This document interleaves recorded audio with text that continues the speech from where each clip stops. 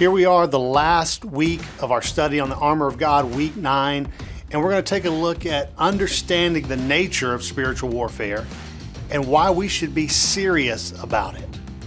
In Ephesians chapter 6, verses 10 through 13, we're told to be strong in the Lord and in the strength of His might, to put on the whole armor of God that we may be able to stand against the schemes of the devil.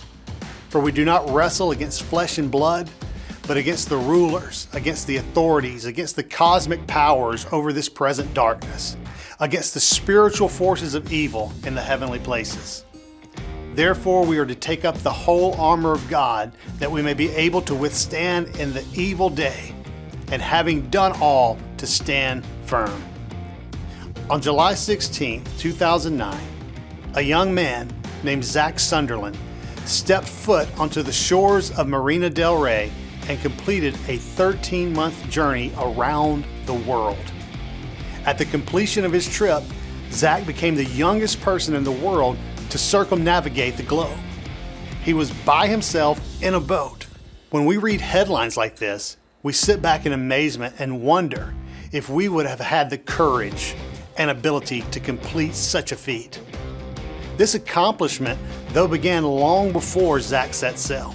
Before he left port, he had the latest safety equipment, the knowledge and the ability through years of preparation to complete this amazing feat. However, in spite of all of this, it was his zeal that propelled him to finish the task. While he was out at sea, Zach would encounter intense difficulty. He had to fix broken rigging, large waves, gale force winds, as well as facing a group of pirates in the Indian Ocean. At any point in his journey, Zach could have called it quits and no one would have faulted him for doing so. Zach went on to say this: "I think society puts young people in a box, people 15, 16, 17, and do not expect them to do much.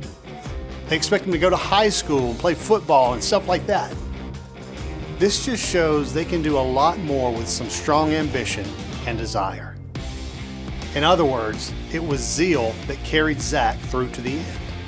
His zeal kept him going even when things turned ugly. As believers in Christ, when we walk in the faith to which we are called, it is not a matter of if Satan and his army will attack, but when. However, Satan does not concern himself with those who are idle in their faith. In fact, he probably rejoices because those people do more good for him than atheists.